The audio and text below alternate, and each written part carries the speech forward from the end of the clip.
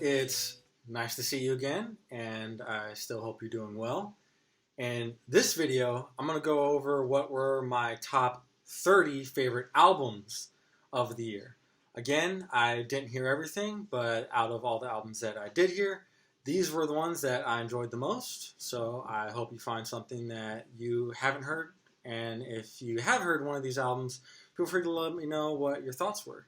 So without further ado, here we go. Starting this list off at number 30, we have Boldy James and Sterling Toles with their new album, Manger on McNichols.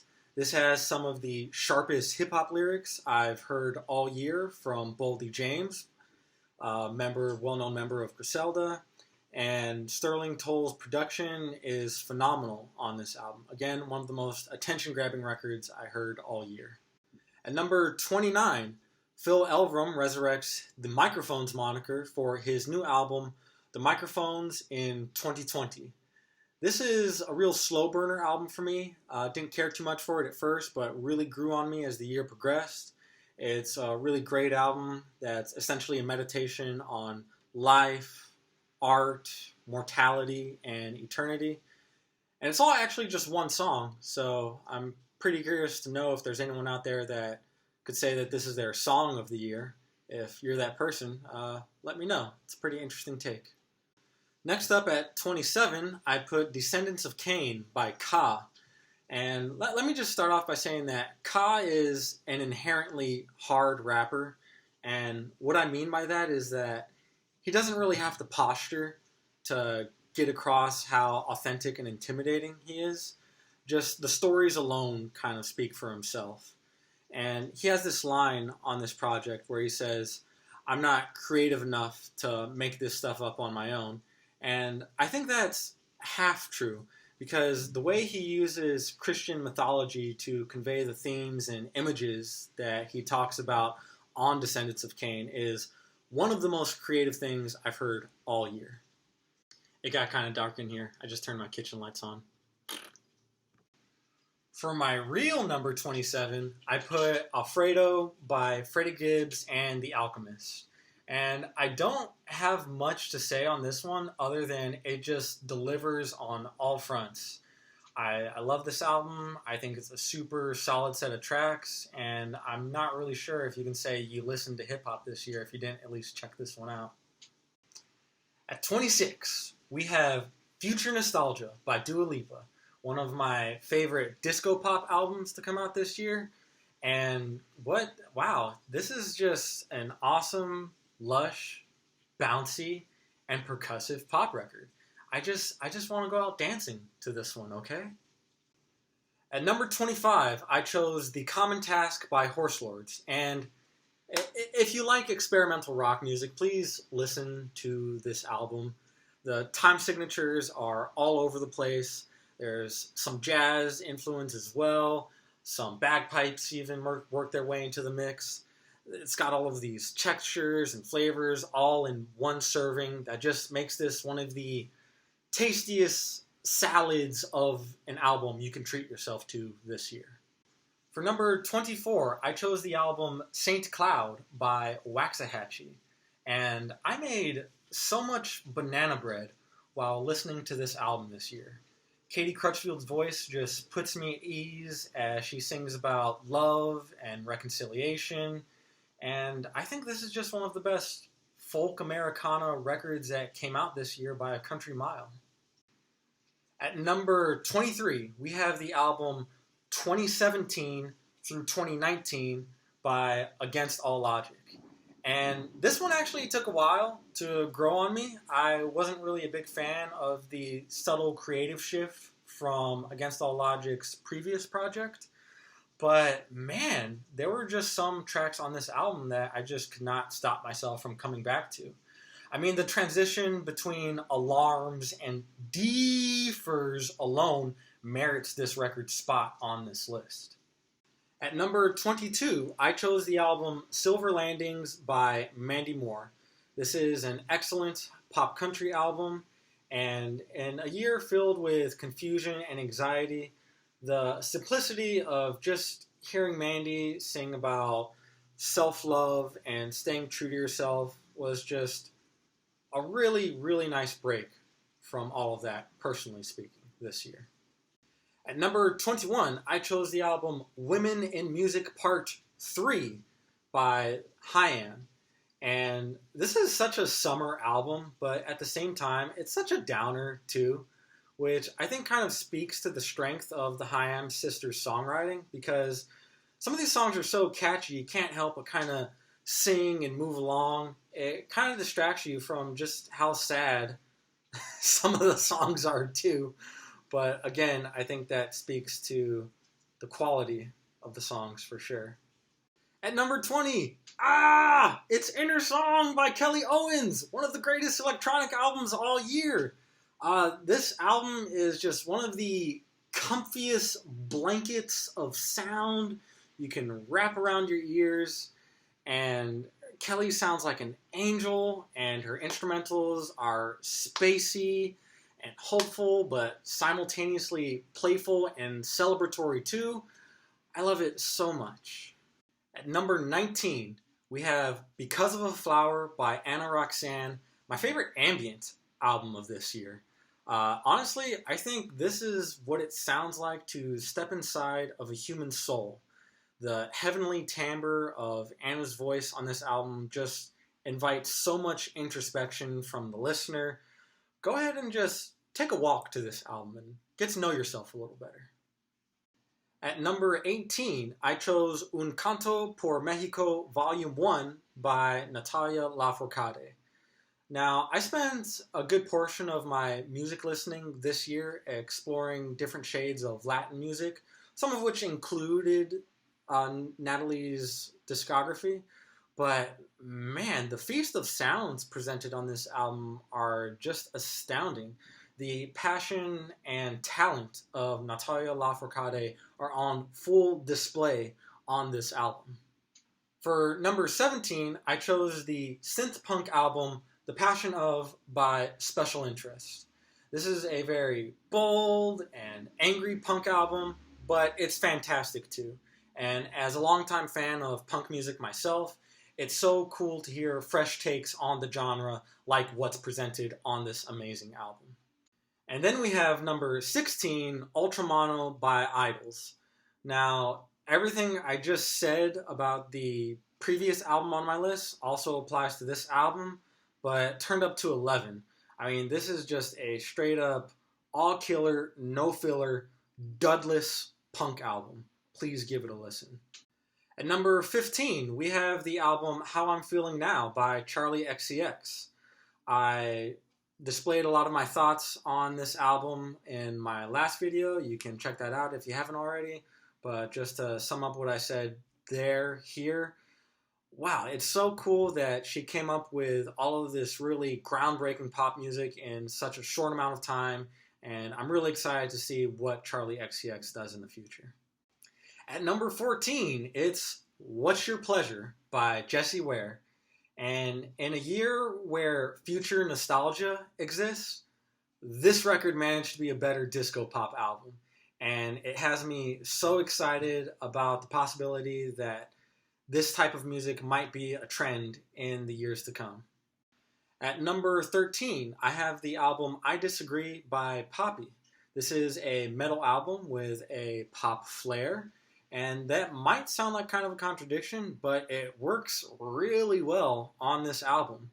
While that might not be the first time that this combination has happened, I do think that Poppy has pulled off that sound the best so far. It's great. At number 12, it's Punisher by Phoebe Bridgers. This album is indie rock excellence. There's not a single song on this album that is less than fantastic.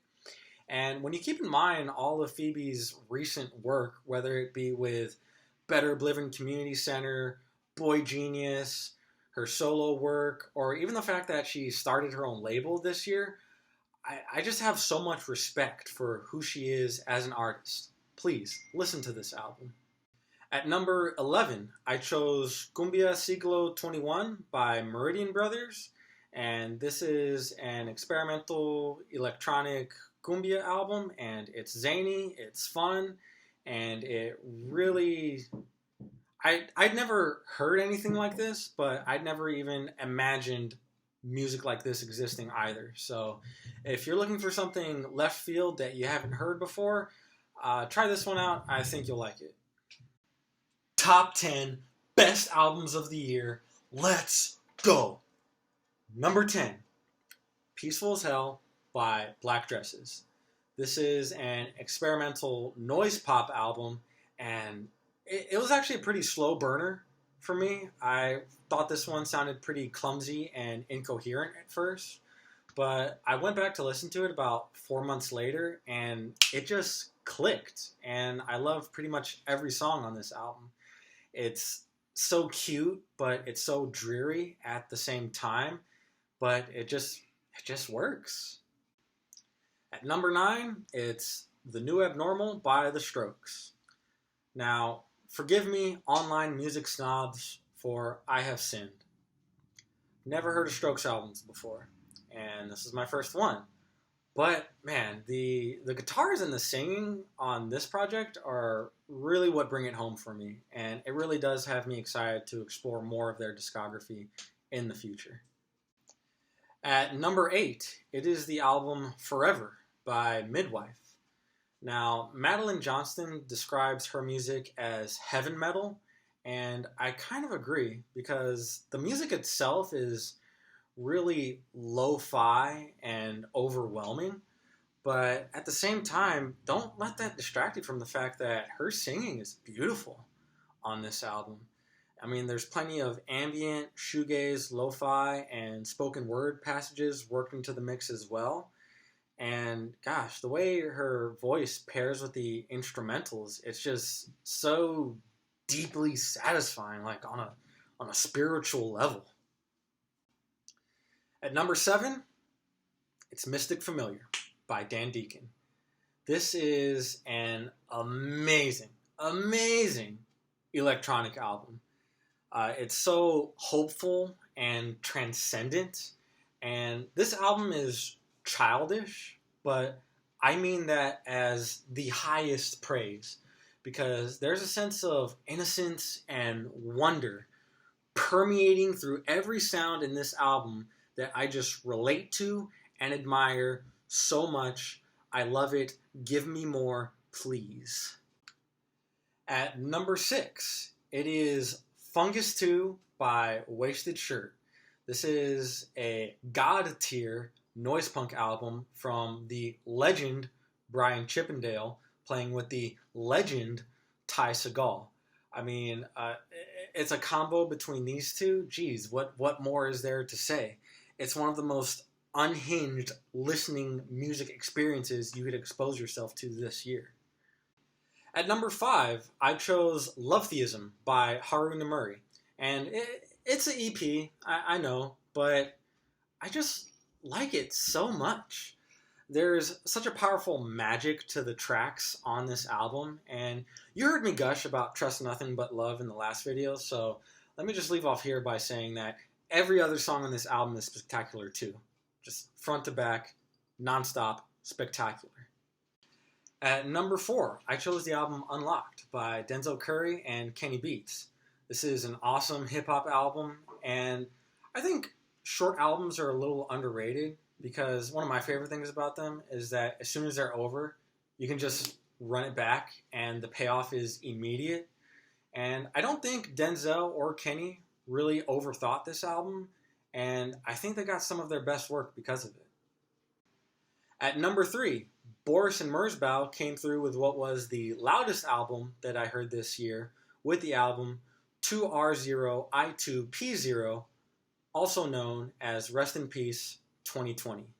This is a melodic doom metal and noise album, and in a year that was as intensely frightening, disappointing, and largely unenjoyable as 2020, I don't think anyone addressed those feelings better than Boris and Merzbow did on this project. The sounds that they present on this album are so despondent, but crafted with supreme attention to detail. I'm sure that a lot of music listeners won't like this one, but I think it's wonderful. At number 2, I chose the hip hop album Little Dominique's Nosebleed by the Koreatown Oddity. This is one of the most introspective albums I've heard, not just this year, but ever. And in a year where we've been forced to reevaluate ourselves in isolation, it's so cool to hear those kind of meditations played out in the form of a well thought out album such as this. And K-Town's themes of how you can't always shake the influence of the events that took place in your childhood are awesome. And to top it off, the production on this album is just so colorful as well. I love it. It's great. And finally, number 1, my favorite album of the year. Yeah, it's a common pick. Everyone likes this album, but Fetch the Bolt Cutters by Fiona Apple is just, it's too good. It's one of the best singer-songwriter albums that I've heard in my life. The instrumentals are so unorthodox and off the wall. Fiona Apple's voice is beautiful. Her lyrics are some of the most profound poetry that I've read this year. And the influences are just from everywhere, from Kate Bush, other singer-songwriters. And I mean, to me personally, I feel like there are some songs toward the later end of this album that kind of have a Swans vibe as well. I want to be like this album when I grow up. It's so bold, it's so comfortable in its skin, it's so caring, it's so passionate, and it's my album of the year. All right, and that's it. Those are my 30 favorite albums that came out in 2020. I hope you enjoyed the video. Please like and comment if you feel inclined to do so. And hopefully I can do this again next year. So until then, I'll see you later. Take care, stay safe, drink lots of water. Bye.